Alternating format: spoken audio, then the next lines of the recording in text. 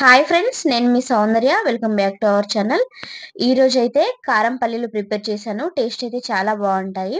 ఈ కారం పల్లీలు ఏ విధంగా ప్రిపేర్ చేసుకోవాలో ఇప్పుడు ఈ వీడియోలో చూసేద్దాము. ఈ కారం పల్లీలు ప్రిపేర్ చేసుకోవడానికి ముందుగా స్టవ్ వెలిగించుకోవాలి. స్టవ్ వెలిగించుకున్న తర్వాత దీనిపైన ఒక ప్యాన్ పెట్టుకోవాలి. ప్యాన్ వేడయ్యాక ఇందులో మనము డీప్ ఫ్రైకి సరిపడా ఆయిల్ని అయితే యాడ్ చేసుకోవాలి. మనకు ఆయిల్ వేడైన తర్వాత ఇందులోనే ఒక 2 కప్పుల పల్లీలను అయితే యాడ్ చేసుకుంటున్నాను. మీరు మీకు కావలసినంత క్వాంటిటీలో పల్లీలను అయితే యాడ్ చేసుకోండి. చూడండి, ఇలా పల్లీలను వేసిన తర్వాత మనము గ్యాస్‌ని సిమ్‌లో లేదా లో ఫ్లేమ్‌లో పెట్టి వీటిని ఇలా కలుపుతూ బాగా ఫ్రై చేసుకోవాలి. హై ఫ్లేమ్‌లో పెట్టి ఫ్రై చేశారనుకోండి, హై ఫ్లేమ్‌లో పెడితే మనకు పల్లీలనేది పైన మాడిపోయి లోపల బాగా ఫ్రై అవ్వవండి. కాబట్టి ఇలా మీడియం ఫ్లేమ్‌లో పెట్టి బాగా ఫ్రై చేసుకోండి. మనకు ఈ పల్లీలలో ఫైబర్, ప్రోటీన్స్ ఉండడం వల్ల మన ఆరోగ్యానికి ఎంతో ఉపయోగపడతాయండి. ఈ పల్లీలు కొలెస్ట్రాల్ స్థాయిని తగ్గిస్తాయి. ఇప్పుడు సమ్మర్ హాలిడేస్ కదా, పిల్లలు ఏదో ఒక స్నాక్స్ అడుగుతూనే ఉంటారు. అలాంటప్పుడు బయట ఫుడ్‌ని అవాయిడ్ చేసి ఇలా సింపుల్‌గా పల్లీలతోని స్నాక్స్ చేసి పెట్టారనుకోండి, పిల్లలు కూడా చాలా ఇష్టంగా తింటారు. వాళ్ళ ఆరోగ్యానికి కూడా చాలా మంచిది. చూడండి, మనకు పల్లీలనేది మంచి కలర్‌లోకి చేంజ్ అయ్యాయి కదా! మనకు పల్లీలు బాగా ఫ్రై అయిపోయాయి. ఈ విధంగా ఫ్రై అయిన పల్లీలని మనము ఒక బౌల్‌లోకైతే ట్రాన్స్‌ఫర్ చేసుకుందాము. చూడండి, చాలా చక్కగా ఫ్రై అయిపోయాయి. ఇప్పుడు ఈ పల్లీలని ఒక బౌల్‌లోకి తీసుకుందాము. నిజం చెప్తున్నా, ఈ కారం పల్లీల టేస్ట్ అయితే చాలా బావుంటుంది. చాలా ఈజీగా, చాలా సింపుల్‌గా చేసేసుకోవచ్చు. చూడండి, మనము ఇలా ఫ్రై అయిన పల్లీలని ఒక బౌల్‌లోకి తీసుకున్నాం కదా!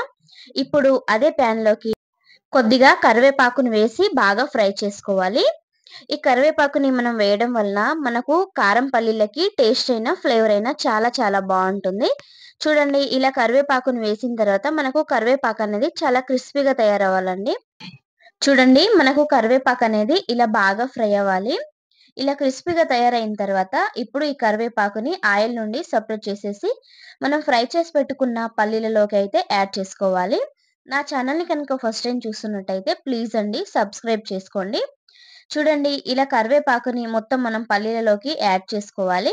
ఇలా యాడ్ చేసుకున్న తర్వాత ఇప్పుడు ఇందులో మన టేస్ట్‌కి సరిపడా సాల్ట్‌నయితే యాడ్ చేసుకోవాలి. ఇప్పుడు ఇందులోనే టేస్ట్‌కి సరిపడా కారాన్ని కూడా యాడ్ చేసుకోవాలి.